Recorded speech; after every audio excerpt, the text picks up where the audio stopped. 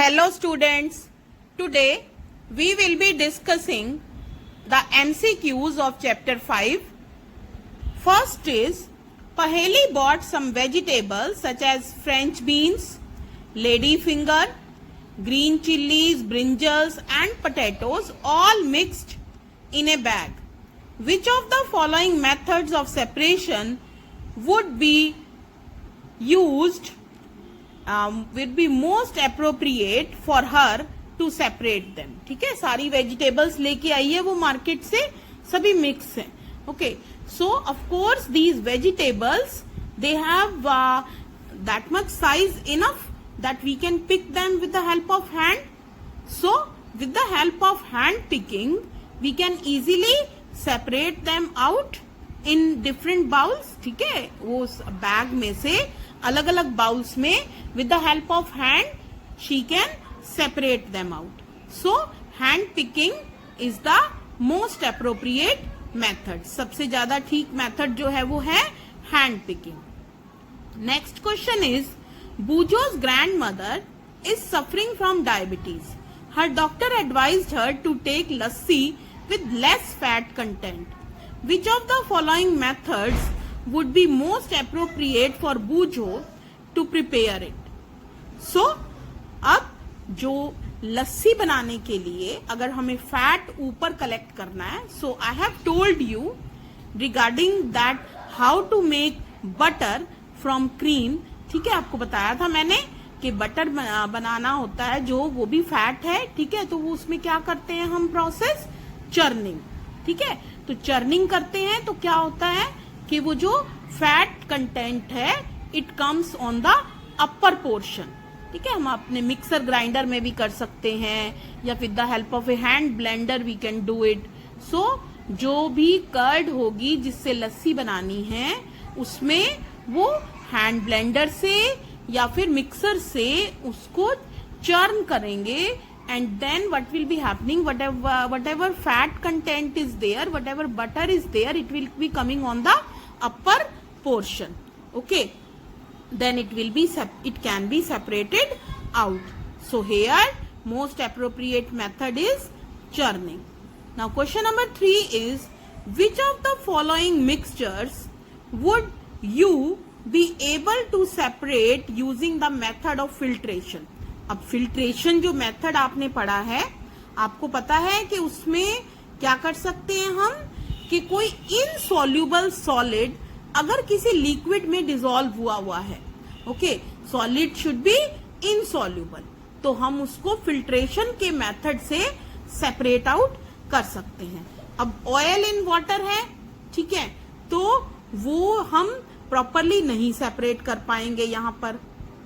अब कॉर्नफ्लेक्स है मिल्क के अंदर, अब कॉर्नफ्लेक्स जो है वो सॉलिड है सब्सटेंस, ठीक है, और इनसॉल्युबल सॉलिड है. Okay, so it can be separated out with the help of filtration. And then salt in water नहीं कर सकते, salt is soluble. And then sugar in milk, sugar also is soluble. Okay, तो insoluble solid mixture होना चाहिए in liquid. So oil भी क्या है, वो है तो इनसॉल्युबल, लेकिन वो इनसॉल्युबल सॉलिड नहीं है, वो इनसॉल्युबल लिक्विड है. Okay, so we can't separate it out by filtration. So here the correct answer is B, that is cornflakes in milk. ठीक है, सो इस तरह से हम ये सेपरेट आउट कर सकते हैं कॉर्नफ्लेक्स इन मिल्क को with the help of filtration. Okay, yes. Now question number 4 is, which amongst the following methods would be most appropriate to separate the grains from bundles of stalks?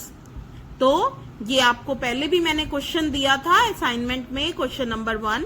ठीक है, तो grains को अगर stock से अलग करना होता है, बंडल्स होते हैं after harvesting in the field, तो हम कौन से मेथड से करते हैं, with the method of threshing. ठीक है, so answer is D part here, threshing. तो threshing के हेल्प से हम क्या सेपरेट करते हैं, ग्रेन्स को स्टॉक से सेपरेट करते हैं. स्टॉक्स होती हैं उनकी स्टेम्स, डंडियां, ठीक है, तो उससे उनके जो ग्रेन्स हैं वो अलग करने हैं। Now question number 5 is 4 mixtures are given below, kidney beans and chickpeas, then pulses and rice flakes and corn and potato wafers and biscuits. ठीक है, ये 4 मिक्सचर दिए हुए हैं आपको। Now question is which of these can be separated with the method of winnowing. अब winnowing के method में क्या होना चाहिए कि जो एक पार्ट है मिक्सचर का that should be heavy and the other should be light. ठीक है, तो दोनों में से एक जो है मिक्सचर में वो हैवी होना चाहिए और दूसरा लाइट होना चाहिए, और वो लाइट इतना लाइट हो कि वो विंड की हेल्प से जो है वो उड़ जाए। Okay, it should blow away with the help of air, moving air, wind. Okay, so अब इन मिक्सचर्स में देखो आप, किडनी बीन्स और चिकपीस दोनों ही हैवी होते हैं। ओके, पल्सेस एंड राइस ये भी दोनों हैवी हैं। अब rice flakes and corn, here corn is heavier and rice flakes are lighter. Okay, so ये मिक्सचर हम कर सकते हैं with the help of winnowing. And then potato wafers and biscuits, here also potato wafers जो हैं वो light weight के हैं और बिस्किट्स जो हैं वो हैवी हैं। ठीक है, तो हम कौन कौन से मिक्सचर को सेपरेट कर सकते हैं with the help of winnowing? Third and fourth. So here answer will B D part, that is third and fourth. Okay, now question number 6 is while preparing the chapatis, Paheli found that the flour to be used was mixed with wheat grains. छोटे छोटे wheat grains थे उसमें, wheat flour में. Which of the following is most suitable method to separate the grains from the flour? तो हम क्या करेंगे अब इस केस में कि हमने जो पार्टिकल साइज अलग अलग है, जो ग्रेन्स है उनका साइज अलग होता है और व्हीट फ्लावर का साइज अलग होता है। Wheat flour is very very small in size, so हम सीविंग के मेथड से इजीली सेपरेट आउट कर सकते हैं। ग्रेन्स ऊपर रह जाएंगे और व्हीट फ्लावर जो है वो नीचे चला जाएगा। Okay, so answer is B here, that is sieving.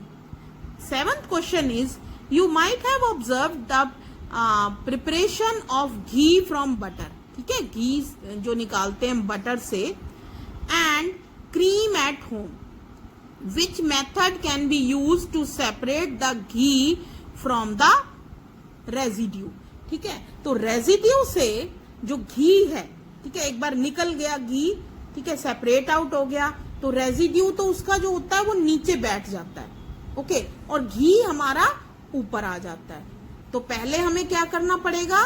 पहले हमें करना पड़ेगा इस केस में decantation. Okay, and after decantation then some particles are still left in that decanted ghee।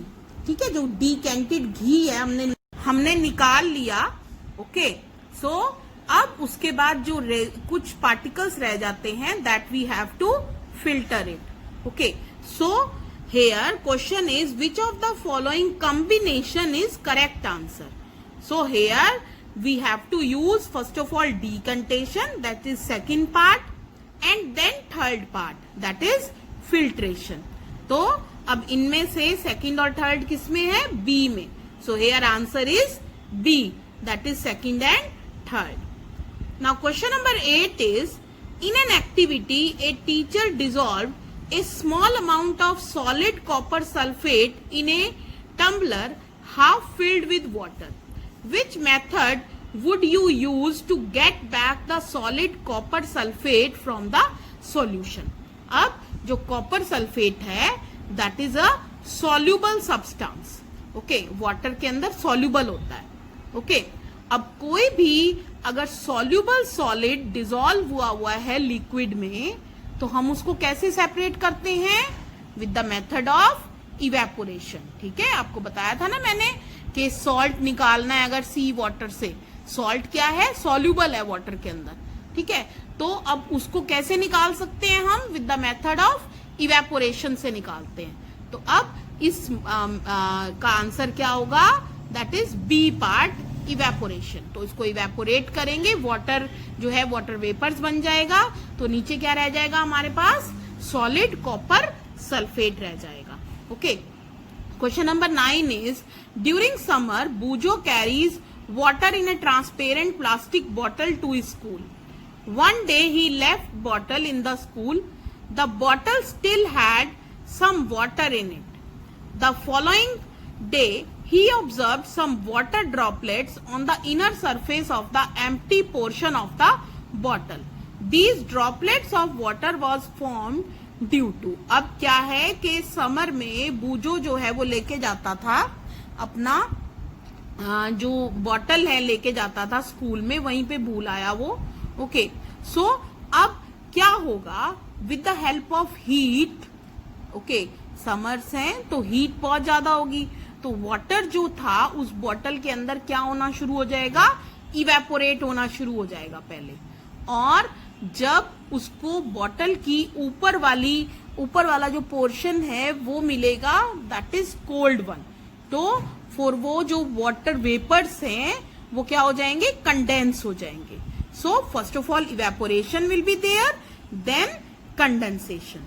So here the answer will be C part, that is evaporation and condensation. पहले उस water की evaporation होएगी, okay, heat की वजह से, और फिर जो वाटर वेपर्स होंगे when they will be finding the cold surface they will condense, वो कंडेंस हो जाएंगे और दोबारा से क्या बन जाएंगी, वाटर ड्रॉपलेट्स बन जाएंगी। Okay, so answer is C part, that is evaporation and condensation. Question number 10 is Paheli asked for a glass of water from Boojho. ठीक है, he gave her a glass of ice cold water. Paheli observed some water droplets on the outer surface of the glass. ठीक है, he asked the bujo how these droplets of water were formed. Which of the following should be bujo's answer? अब क्या है कि पहेली ने ठीक है बूजो से जो है ग्लास ऑफ वाटर मांगा, उसने क्या दिया, आइस कोल्ड वाटर दिया।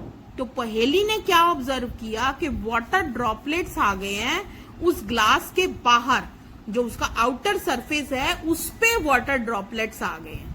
ठीक है, तो अब पहेली सोच रही है कि ये वाटर ड्रॉपलेट्स कैसे आए। फर्स्ट ऑप्शन है evaporation of water from glass, glass से ही जो है वो इवेपोरेट हो गया वाटर और बाहर चला गया, क्या ऐसा हो सकता है, नो।